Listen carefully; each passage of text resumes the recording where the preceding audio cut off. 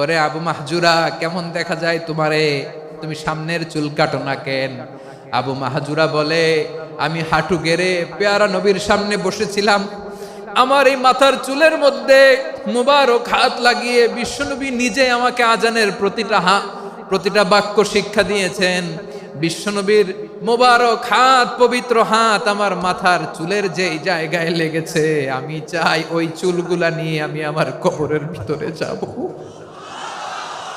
সাইয়েদনা আবু মাহজুরা রাদিয়াল্লাহু তাআলা আনহু ইন্তেকালের আগের পর্যন্ত মাথার সামনের চুলগুলা কাটে নাই। আজারি সাহেবের আগমন আদ্দিন ফাউন্ডেশনের পক্ষ থেকে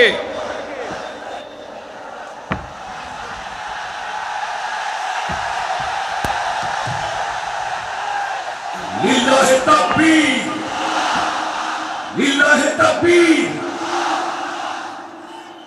মিজান ভাইয়ের আগমন, শুভেচ্ছা স্বাগতম। মিজান ভাইয়ের আগমন, লিল্লাহে তাকবীর, লিল্লাহে তাকবীর।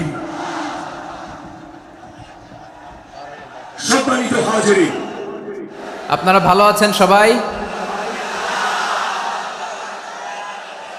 শীতে কষ্ট হচ্ছে না? মাশাআল্লাহ। 3 দিন ব্যাপী তাফসিরুল কোরআনের প্রোগ্রামের সমাপনী রজনী আজকে। আমি খুব লম্বা সময় নিব না, এটা তোমার বিভাগীয় প্রোগ্রাম, খুলনা বিভাগের প্রোগ্রাম পেয়ে গেছে যশোর। মাশাআল্লাহ, 9টা প্যান্ডেল আছে, এখানে ধাক্কাধাক্কির কোনো মানি হয় না। তোমরা ধাক্কাধাক্কি করবা, এই জন্য প্যান্ডেল করা হয় নাই 9টা। বসো, কোনো কথা নাই। অনেক আলোচনা হয়েছে 3 দিন ব্যাপী, দেশ বরেণ্য প্রথিতযশা ওলামায়ে হযরতের মুখে আপনারা অসংখ্য কথা শুনেছেন। আমলের জন্য এগুলোই যথেষ্ট, নতুন করে আমার বলার কিছুর দরকার নাই। নতুন করে উপস্থাপনের মতো বলার মতো আমার কাছে কিছু নাইও। যা বলার 1500 বছর আগে আল্লাহ তাআলা উম্মাকে বলে দিয়েছেন, ঠিক কিনা? এমন কিতাব দান করেছে যে কিতাবে ভুল নাই, যতই পড়ি ততই শেখা যায়। বিয়ন্ডলেস, বাউন্ডলেস, বটমলেস, কুল কিনারা নাই, কুল কিনারাবিহীন সাগর, পড়েন সুবহানাল্লাহ। আসুন এখানে আসার, বসার, এই প্রোগ্রামে অংশগ্রহণ করার উদ্দেশ্যকে, নিয়তকে আমরা খালেস করে নেই। আজকে আমরা যা শুনবো, শিখবো, আমলের নিয়তে শুনবো, ঠিক কিনা বলেন? শেষ পর্যন্ত নীরবতা বজায় রাখবো। আমি উঠবো, আপনারা উঠবেন, এর আগে ওঠা যাবে না। স্কেজিউলে একটু চেঞ্জ এসেছে, এশার সালাত হয়নি। আমার আলোচনার পরপরই আজান হবে, এশার সালাতে আমরা জামাতে অংশগ্রহণ করে একসাথে বিদায় নেব ইনশাল্লাহ। বলেন, যে টপিকটি নিয়ে আমি আপনাদের সামনে আজকে কথা বলতে চাই, টপিকটি অনেক গুরুত্বপূর্ণ। টপিকটি হচ্ছে হিউম্যান রিসোর্স ডেভেলপমেন্ট, মানব সম্পদ উন্নয়ন। কারণ আল্লাহ তাআলা আমাদের যা দেখ আর না দেখ এটা দিছে। মানুষ আর মানুষ, 18 কোটি মানুষ, ঠিক কিনা? এই 18 কোটির জনসংখ্যার দেশে বসবাস করে আমরা খুশি না বেজার? খুশি হইতে হবে, বেজার হইেন না। জাপানের খবর জানেন? তাদের গ্রোথ রেট নিচের দিকে, উল্টো। জনসংখ্যা নাই, বাচ্চা নিলে, সন্তান নিলে গভর্নমেন্ট তাদের টাকা দেয়। আমাদেরকে আল্লাহ তাআলা দয়া করে, মায়া করে এই সম্পদটা দিয়েছেন। এই মানব সম্পদকে যেন আমরা কাজে লাগাই ইনশাআল্লাহ। পড়েন সবাই। হিউম্যান রিসোর্স ডেভেলপমেন্ট অনেক জনগুরুত্বপূর্ণ বিষয়, খুব সেন্সিটিভ বিষয়, বুঝতে হবে। যশোরের স্মার্ট ছেলেরা, এই যে আমি যাদেরকে দেখতে পাচ্ছি, all are the Gen Z of Jessore. যারা জেন জি, ওরা স্মার্ট, ওরা ইশারা ইঙ্গিতে কাজ করে। এই যে পুরো গদি উল্টায় দিছে, ঠিক কিনা? 24-এর ছাত্র নাগরিক অভ্যুত্থান আমাদের দেখিয়ে দিচ্ছে কিভাবে চোখের ইশারায় গদি উল্টে দিতে হয়। তো এই জেনজিদের নিয়ে বসেছি, ওরা তো স্মার্ট, ওরা ডিস্টার্ব করবে না। মেহরবানি করে আমার সাথে কানেক্ট করো, 1 to 1, brain to brain, eye to eye, eye contact করো আমার সাথে। তাকাও, কষ্ট হলো আমার দিকে তাকাও, আওয়াজ করা যাবে না, আমার দিকে তাকাও। প্রিয় ভাইয়েরা,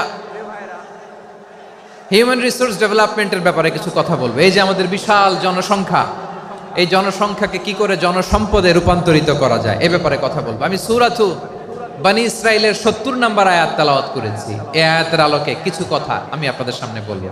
আল্লাহ তাআলা ইরশাদ করছেন, ওয়ালাকাদ কাররামনা بني آدم وحملناهم في البر والبحر ورزقناهم من الطيبات وفضلناهم على كثير ممن خلقنا تفضيلا পড়েন আল্লাহু আকবার। রব্বুল আলামিন বলেন ওয়ালাকাদ কাররামনা বানি আদম, আমি বনি আদমকে সম্মানিত করেছি, বনি আদমকে মর্যাদা দিয়েছি। ওয়া হামালনাহুম ফিল বাররি ওয়াল বাহর, বনি আদমকে জলে স্থলে স্থলে এবং সমুদ্রে চলাচলের বাহন দিয়েছি।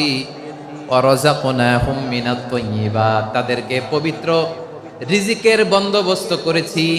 ওয়া ফাদ্দালনাহুম আলা কাসীরিম মিম্মান খালাকনা তাফদীলা, আর আমি আল্লাহ যাদেরকে সৃষ্টি করেছি তাদের মধ্য থেকে বনি আদমকে আমি শ্রেষ্ঠ বানিয়েছি। আমরা শ্রেষ্ঠ, আমরা আশরাফুল মাখলুকাত। আমরা কি এই যে এমনি চিল্লাচিল্লি করে জিজ্ঞেস করলে বলে না, আমরা আশরাফুল মাখলুকাত। আমরা কি শ্রেষ্ঠ, সবার চেয়ে সেরা। আমাদের মতো করে আল্লাহ কাউকে বানায় নাই। দুই পায়ে ভর করে শির দ্বারা এরকম স্ট্যান্ড রেখে মাথা উঁচু করে দাঁড়াতে পারে এরকম কোন প্রাণী পৃথিবীতে আছে? এজন্য আল্লাহ বলেন ওয়ালাকাদ কাররামনা বানি আদম, আমি বনি আদমকে সম্মানিত করেছি, তাদেরকে আমি মর্যাদা দিয়েছি। তাদেরকে আমি যত মর্যাদা দিয়েছি আমার কোন সৃষ্টিকে এত মর্যাদা দেই নাই। পড়েন সুবহানাল্লাহ। I have dignified the status of the sons of Adam, আদমের সব সন্তানের মর্যাদা আমি বাড়িয়েছি। আল্লাহ এখানে বলেননি ওয়ালাকাদ কাররামনাল মুমিনিন, আমি মুমিনের মর্যাদা বাড়িয়েছি, বলেছেন? আল্লাহ এখানে বলেন নাই ওয়ালাকাদ কাররামনাল মুসলিমিন, আমি মুসলিমের মর্যাদা বাড়িয়েছি। আল্লাহ বলেছেন ওয়ালাকাদ কাররামনা বানি আদম, আমি বনি আদমের সম্মান বাড়িয়েছি। হোক সে মুমিন কিংবা কাফের, মুসলিম কিংবা মুশরিক, আস্তিক কিংবা নাস্তিক, আরব কিংবা অনারব, যেই হোক না কেন আদম সন্তান সবগুলার মর্যাদা বাড়ায় দিয়েছে কে? সবার মর্যাদা আল্লাহ বাড়িয়েছে। মানুষ হিসেবে মর্যাদা। বিশ্বনবী সাল্লাল্লাহু আলাইহি ওয়াসাল্লাম ইহুদির লাশ দেখে দাঁড়িয়ে গেলেন। কার লাশ? আমার যশোরের ভাইয়েরা আওয়াজ করে বলুন, কার লাশ? ইহুদির লাশ দেখে দাঁড়ায় গেলেন। সাহাবারা বললেন ইয়া রাসূলুল্লাহ, আপনি দাঁড়ালেন যে, এটা তো ইহুদির লাশ। বিশ্বনবী বললেন আওয়ালাইসাত নাফসান, এটা কি মানুষ নয়? এটা হোক ইহুদি হোক খ্রিস্টান, এটা তো মানুষ। আমি মানুষ দেখে দাঁড়িয়েছি। আই স্যালিউট দ্য হিউম্যানিটি, আমি মানবতাকে সম্মান করেছি। পড়েন সুবহানাল্লাহ। তাহলে এই জমিনে মানুষের মর্যাদা বেশি, হোক আস্তিক হোক নাস্তিক, হোক মুমিন কিংবা কাফের। আদমের সন্তান হলে, মানুষ হলেই তার মর্যাদা বাড়িয়েছে কে? আমার কলিজার টুকরা যশোরের ভাইয়েরা, মানুষের মর্যাদা আল্লাহ এত বাড়িয়েছেন। মানুষ জীবিত থাকলেও যেমনি মর্যাদাবান, মরে গেলেও মর্যাদাবান। সুবহানাল্লাহ পড়েন। মানুষ মরে গেলে এই ডেড বডিটা কি হয়? পচে যায়, গলে যায়, মাটির সাথে মিশে যায়। তাই বলে আপনি ডেড বডির সাথে যাচ্ছে তাই করতে পারবেন না? পারবেন? কেউ যদি অন্যায় করে তাকে যদি আপনি শাস্তির আওতায় আনেন, যা মনে চায় করতে পারবেন না। তারা আগুন দিয়ে পোড়াতে পারবেন না, নাক কাটতে পারবেন না, কান কাটতে পারবেন না, অঙ্গ বিকৃতি করতে পারবেন না। কারণ মানব জাতির মর্যাদা স্বয়ং দিয়েছে কে? ডেড বডি পচে যাবে, গলে যাবে। তারপর ইসলাম বলে না, খবরদার, এই মরা লাশটারও একটা মর্যাদা আছে না নাই? ইসলাম বলে এই লাশটা গলে যাবে, পচে যাবে, কিন্তু এটার অমর্যাদা করো না। কর্পূর দিয়ে, খেজুর পাতা দিয়ে, এটাকে ওয়ার্ম ওয়াটার দিয়ে, গরম পানি দিয়ে ধৌত করো। সাদা শুভ্র ধবধবে কাপড় দিয়ে লাশটাকে তুমি কাভার করো। তারপরে খাটিয়ার মধ্যে লাশটাকে রেখে বিশাল একটা প্রোগ্রাম করো, একটা ফিউনারাল প্রোগ্রাম করো। ওই প্রোগ্রামের ডানে বায়ে পেছনে লাশটারে রাখলে হবে না, প্রোগ্রামের একেবারে সামনটাতে তুমি লাশটাকে রাখো। সুবহানাল্লাহ। একটা ফিউনারাল প্রোগ্রাম করতে হবে, তাকে শেষ বিদায় জানাতে হবে, যেটাকে আমরা জানাজা বলি। কি বলি? জানাজা মানে মাইয়েতের জন্য দোয়া, তার জন্য দোয়া করা হয়।